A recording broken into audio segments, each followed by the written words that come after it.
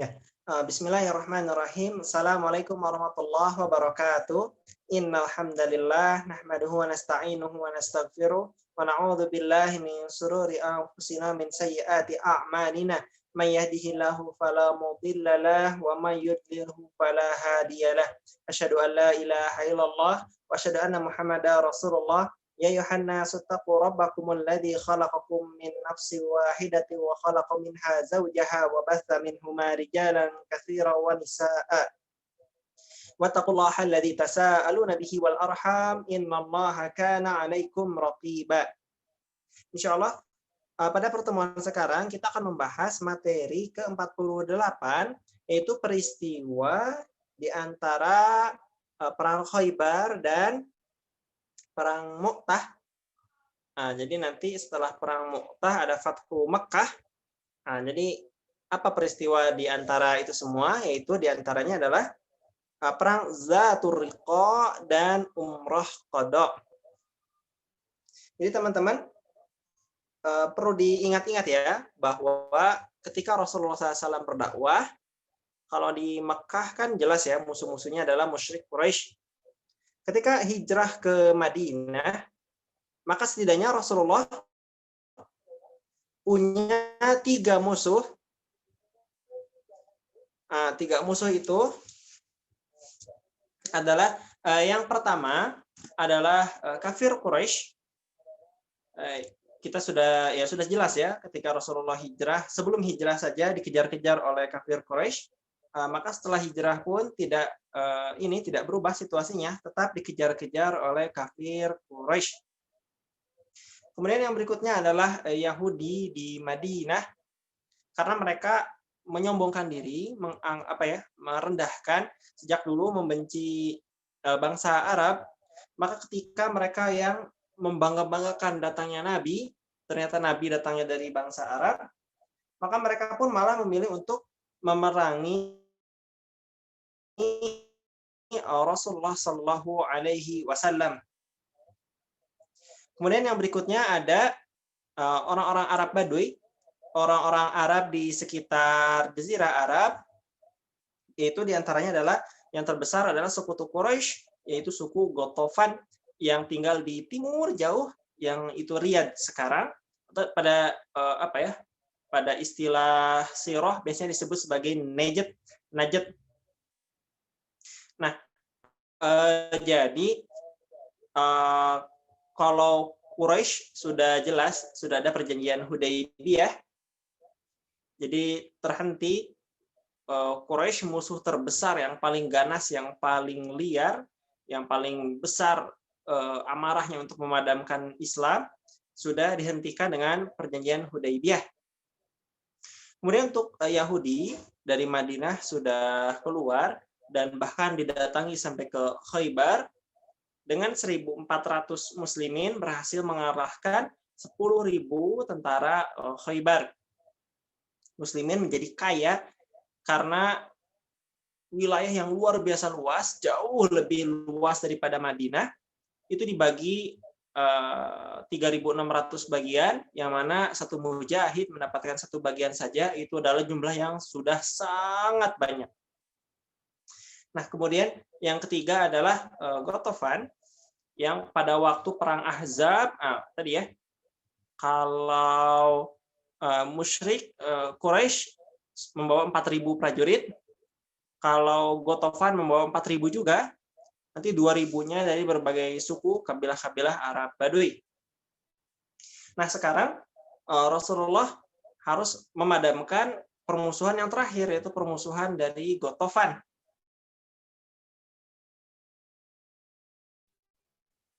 Namun, maaf, ada gangguan ya? Baik, balik lagi. Namun perbedaannya permusuhan antara Quraisy, Yahudi, dan Ghatafan adalah kalau Ghatafan mereka tidak jelas harus diserang kemana. Tidak jelas kotanya, tidak jelas bentengnya. Oleh sebab itu Rasulullah hanya mengirim pasukan dan mutar-mutar di sekitar Najd untuk memerangi dan menangkap, memerangi dan menakut-nakuti penduduk Gotofan, akhirnya sampai mereka tunduk dan tidak lagi menunjukkan permusuhannya pada kaum muslimin. Dengan jumlah tentara hanya 400 sampai 700 orang saja.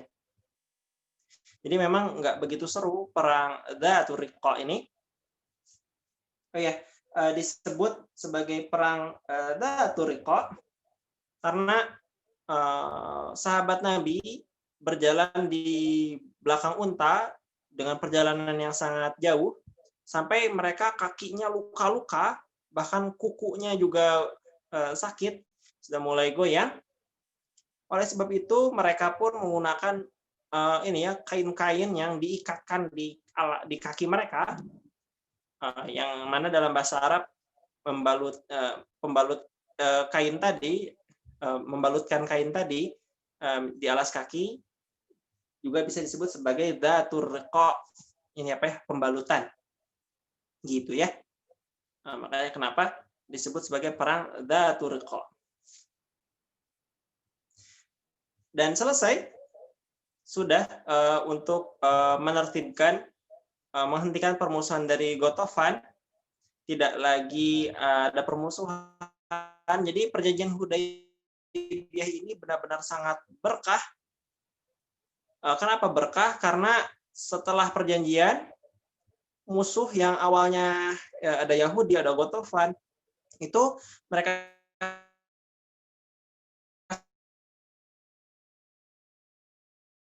semua sekarang kalah tunduk dengan kaum sekarang cek. Nah, sekarang tersisa hanya Quraisy saja. Jadi perjanjian Hudaybiyah itu sejatinya membuat kaum muslimin lompat menang yang awalnya diserbu dari 3 musuh ya. Quraisy, Yahudi dan Gotofan. Sekarang hanya tinggal Quraisy yang itu pun nantinya akan segera ditaklukkan karena Quraisy sendiri yang melanggar perjanjian damai. Baik, kita masuk ke materi berikutnya yaitu umroh qadha. Umroh qadha itu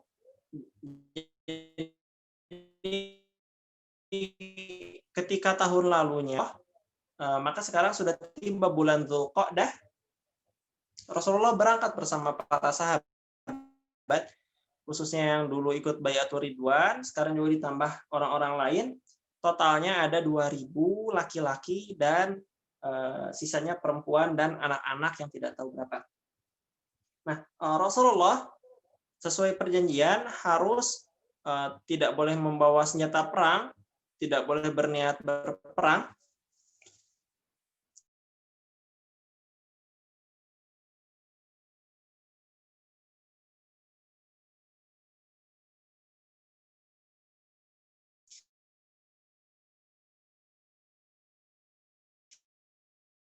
Namun Rasulullah juga tidak naif. Rasulullah juga tidak polos.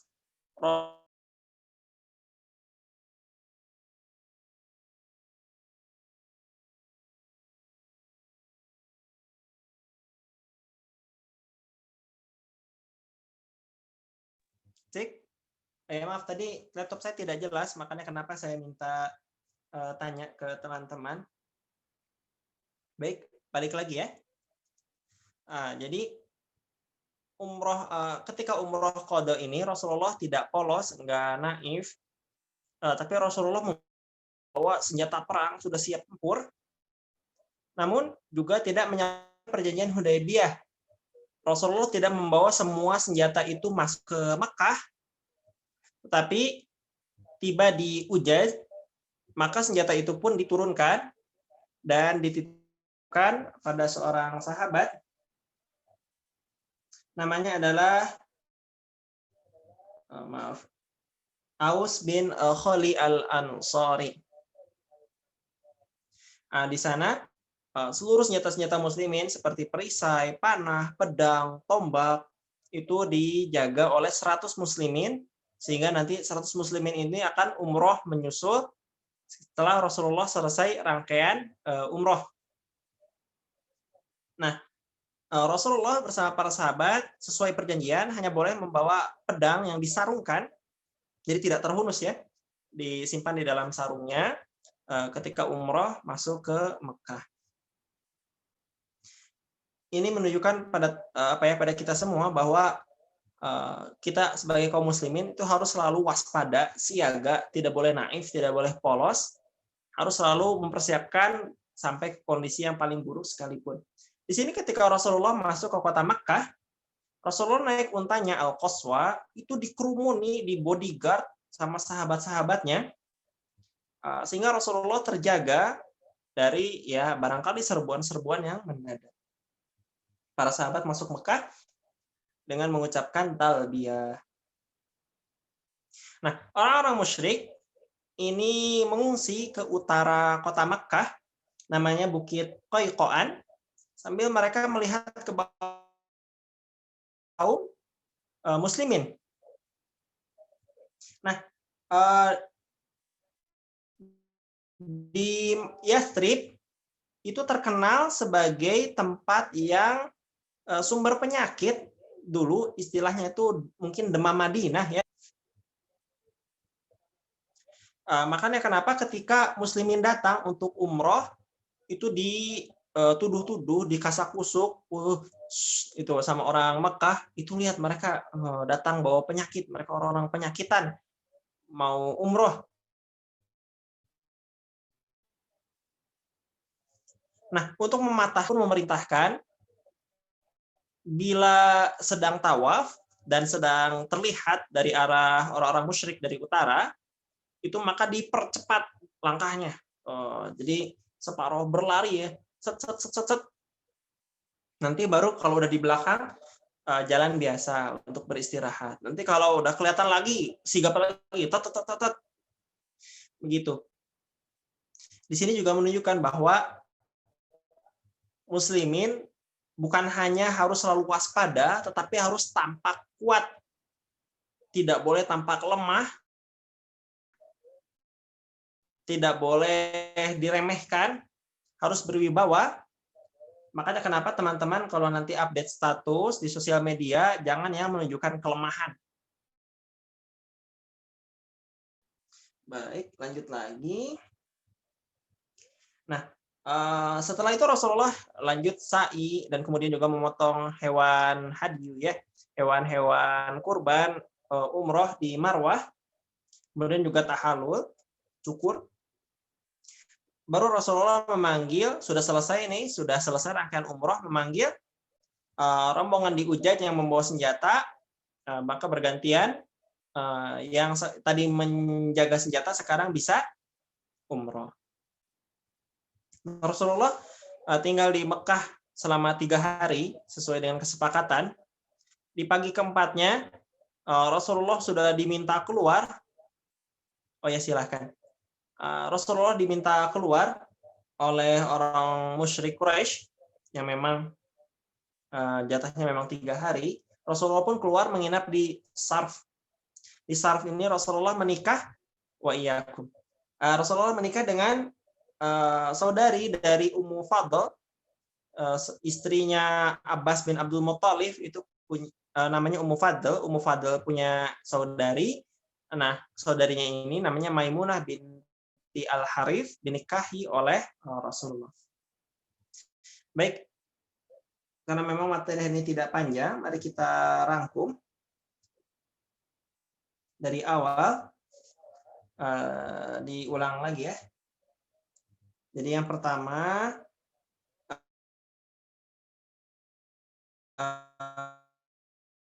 Rasulullah itu punya 3 musuh ketika hijrah ke Madinah. 3 musuh ketika hijrah ke Yahudi. Yang ketiga adalah Ghatafan. Nah, yang kafir Quraisy dihentikan oleh perjanjian Hudaybiyah. Yang Yahudi, yang kedua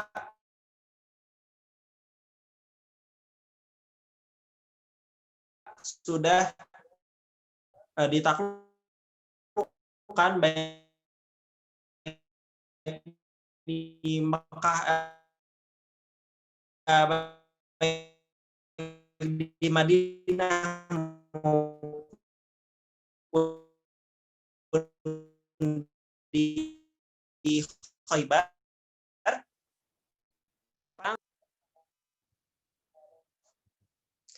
Rasulullah setelah perang Dzatul Riqa pada bulan Dzulqa'dahnya itu umroh qadha. Rasulullah jadi bawa senjata supaya sebenarnya siap-siap perang kalau misalkan kondisi terburuknya ternyata Quraisy berkhianat.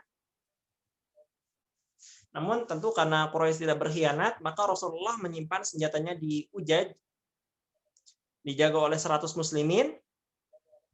Rasulullah masuk berserta muslimin dengan dengan pedang yang disarungkan.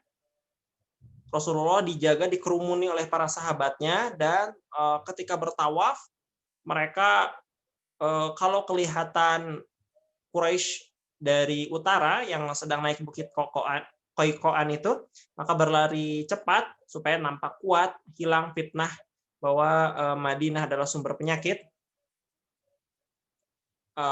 Kemudian setelah selesai sa'i, memotong hadyu di Marwah dan juga tahallul, cukur rambut, maka yang tadinya menjaga senjata giliran sekarang bisa umroh. Setelah 3 hari Rasulullah pulang, diminta keluar, dan Rasulullah keluar maka menginap di Sarf. Di Sarf Rasulullah menikah dengan Maimunah binti Al-Harith. Alhamdulillah, itu untuk materi malam ini. Teman-teman, sebentar lagi besok insya Allah ya kita akan mempelajari perang Mu'tah, perang Rasulullah melawan Romawi, Bizantium, Kekaisaran besar. Kemudian Rasulullah juga nanti setelah itu akan perang Fathu Mekah, Mekah berkhianat nanti dalam perjanjian dan ditaklukkan. Kemudian nanti orang-orang Mekah ramai-ramai masuk Islam. Kemudian perang Hunain, maka Rasulullah pun di sana nanti menang lagi, dan akhirnya Jazirah Arab pun ramai-ramai masuk Islam. Nanti ada umroh haji wada, haji perpisahan, baru nanti Rasulullah wafat. Jadi insya Allah materi Sirah Nabawi ini sebentar lagi akan berakhir. Mudah-mudahan teman-teman masih menyimak ya. Insya Allah tidak tertinggal ilmunya. Mohon maaf atas waktu-waktu sebelumnya saya belum optimal karena masih pindah-pindah kontrakan. Insya Allah kedepannya kita akan lebih stabil lagi. Baik, kita tutup dengan salawat kepada Nabi kita tercinta dengan salawat Ibrahimiyah. Allahumma salli ala Muhammad wa ala ali Muhammad kama shallaita ala Ibrahim wa ala ali Ibrahim wa barik ala Muhammad wa ala ali Muhammad kama barakta ala Ibrahim wa ala ali Ibrahim fil alamin innaka Hamidum Majid. Ada yang baru masuk? Karena ada yang baru masuk, saya sedikit ringkas sekali. Jadi Rasulullah punya 3 musuh, 1 Quraisy, 2 Yahudi, 3 Ghatafan yang termasuk juga Arab-Arab Badui.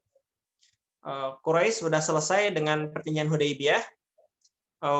Yahudi sudah takluk di Khaybar dan di Madinah juga sebelumnya. Kemudian Ghatafan akhirnya ditakut-takuti dengan pasukan 400 atau 700 prajurit yang mengitar-ngitar di Najd karena memang mereka Arab Badui, tidak punya tempat yang pasti. Kemudian Rasulullah melakukan umrah qadha, membawa senjata, siap tempur, tapi tentu karena Quraisy tidak berkhianat, maka senjatanya ditinggalkan di Ujaj, dijaga oleh 100 orang muslimin. Kemudian setelah Rasulullah umroh dengan menunjukkan kekuatan supaya tidak diremehkan, dituduh kota Madinah kota penyakitan. Kemudian yang tadi menjaga senjata diizinkan umroh. Setelah 3 hari Rasulullah keluar ke Sarf, dan di Sarf menikah dengan Maimunah binti Al-Harith saudari dari Ummu Fadl, yang mana Ummu Fadl adalah istri dari paman Rasulullah, Abbas bin Abdul Muthalib. Mudah-mudahan itu cukup ya, supaya masih dapat ilmu walau baru masuk. Tadi sholawatnya sudah, kita tutup dengan doa kifaratul majelis. Subhanakallahumma bihamdika asyhadu an la ilaha illa anta astaghfiruka wa atubu ilaik. Yang benar dari Allah, yang sadar saya sendiri. Mari kita berdoa, mudah-mudahan semua di sini beserta kita, keluarga, rekan-rekan, teman-teman, kaum muslimin semuanya, nanti kita reuni di surga Firdaus, surga paling tinggi, surga paling tengah, sumber mata air segala surga, di bawah arsy-Nya Allah bersama para nabi, para rasul, as-siddiqin, asyhada, as-sabirin, dan khususnya bersama Rasulullah Shallallahu Alaihi Wasallam, karena kita sekarang sedang bermajelis mempelajari kisah hidup dari Rasulullah, Nabi kita semua. Oke, mari kita istighfar. Astagfirullahaladzim, astagfirullahaladzim, astagfirullah. Kita doakan orang tua kita. Allahumma gfirli wa liwalidayya warhamhuma kama rabbayani shaghira. Baik, terima kasih. Yang benar dari Allah, yang saya sendiri. Assalamualaikum warahmatullahi wabarakatuh.